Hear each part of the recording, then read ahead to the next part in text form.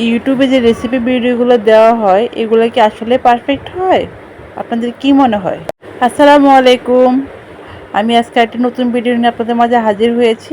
কয়েকদিন ধরে আমার হোম পেজে ক্রিম ছাড়া মাত্র 3টি উপকরণে ভ্যানিলা আইসক্রিম, এই আইসক্রিমের রেসিপিটা ঘুরতেছে। এটা দেখে আমার বাচ্চার বায়না, আম্মু আইসক্রিম খাবো, আইসক্রিম বানাও, আইসক্রিম বানাও। তো ওটা দেখে আমিও আইসক্রিম বানাতে আসলাম। এখানে আমি 1 লিটার দুধ নিয়েছি। আমি হচ্ছে অনেকগুলো রেসিপি দেখেছি, ওনারা হাফ লিটার দিয়ে হচ্ছে 1 লিটার আইসক্রিম করেছে। তো আমি 1 লিটার নিয়েছি এখানে। 1 লিটার দুধ আমি চুলায় জাল করতে বসিয়ে দিয়েছি। দুধে বলক চলে এসেছে। এখন আমি পর্যায়ক্রমে সব উপকরণ দিব। আমি এখানে স্বাদ মতো চিনি দিব। চিনিটা আসলে যার যার টেস্ট অনুযায়ী দিতে বলা হয়েছে। আমি আমার টেস্ট অনুযায়ী দিব, যেহেতু আমরা একটু মিষ্টি কম খাই, আমি একটু চিনিটা কম দিব। আমি এখানে 2 টেবিল চামচ চিনি ইউজ করেছি। যেহেতু আমি পাউডার দুধ ইউজ করবো, ওটার মধ্যে কিছুতে মিষ্টি থাকে। এরপর আমি হচ্ছে নেড়ে চিনিগুলো মিশিয়ে নিব।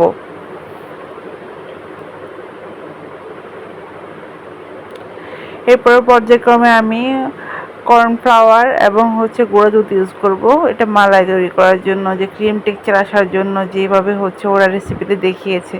আমি চলুন আমরা ওভাবে করতে থাকি, দেখা যাক কেমন আসে রেজাল্ট। তো কর্নফ্লাওয়ার, গুঁড়া দুধ সব কিছু মিশিয়ে ভালোভাবে নিয়ে নিচ্ছি। এটা এখানে বলা হচ্ছে অনবরত নাড়তে যেন জিনিসটা লেগে যাবে। আসলে কর্নফ্লাওয়ারটা আর দুধটা দেওয়ার পরে দুধটা অনেকখানি ঘন হয়ে যায় এবং ক্রিমি টেক্সচার চলে আসে। তখন অনবরত না নাড়লে এটা নিচে দিয়ে লেগে যাওয়ার সম্ভাবনা থাকে।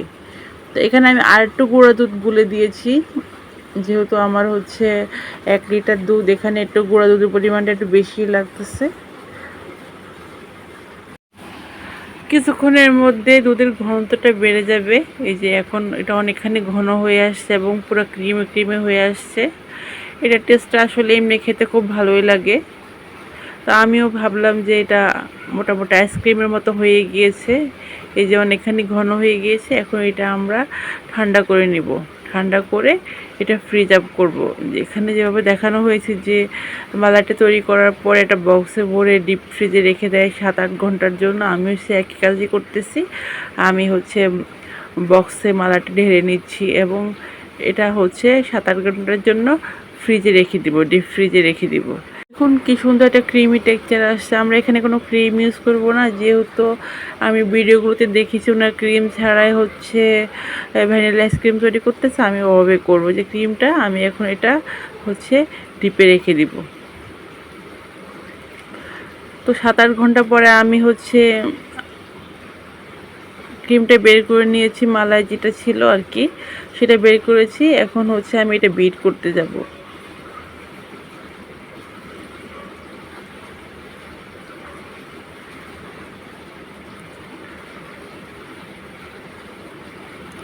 বিসমিল্লাহ পরে আমি বিট করা শুরু করেছি। দেখি এটা কেমন ক্রিমি টেক্সচার আসে।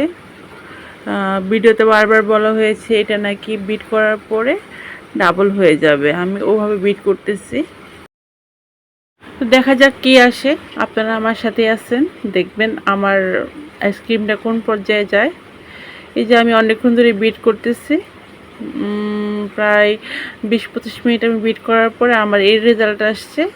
কোথায় ক্রিম কোথায় কি সব হচ্ছে গলে পানি পানি হয়ে গিয়েছে এবং নরম হয়ে গিয়েছে। এই যে দেখুন এরকম নরম হয়ে গিয়েছে। এখন এটা আমি আবারও বক্সে রাখতেছি, বক্সে রাখবো। এখন আবার হচ্ছে এটা জমতে দিব। 8 ঘন্টা পরে আমি আইসক্রিমটা বের করে নেব এবং আমার আইসক্রিমটা এই অবস্থায় আমি হচ্ছে আইসক্রিমটা তুলেছি এবং এটার মধ্যে পুরোটা আইস জমে আছে এবং এটার মধ্যে কোনো ক্রিমি টেক্সচার নাই। তবে দুধ মালাই করার পরে ডিপে রাখার পরে এটা আইস হয়েছে, এটা খেতে ভালো লাগছে, খারাপ লাগে নাই। কিন্তু যে আইসক্রিম হয়েছে দোকানের মতো, আসলে সেটা আসলে না। এখন আমরা ভিডিওতে অনেক কিছুই দেখি, আসলে বাস্তবের সাথে আসলে কি মিলে? ভিউ আনার জন্য এরকম ভুয়া ভুয়া রেসিপি দিচ্ছেন আপনারা, আসলে এই কাজটা কি ঠিক? আজকের এই ভিডিও পর্যন্ত আমি আমার এক্সপিরিয়েন্সটা আপনাদের সাথে শেয়ার করলাম। তো ভালো থাকবেন সবাই। আসসালামু আলাইকুম।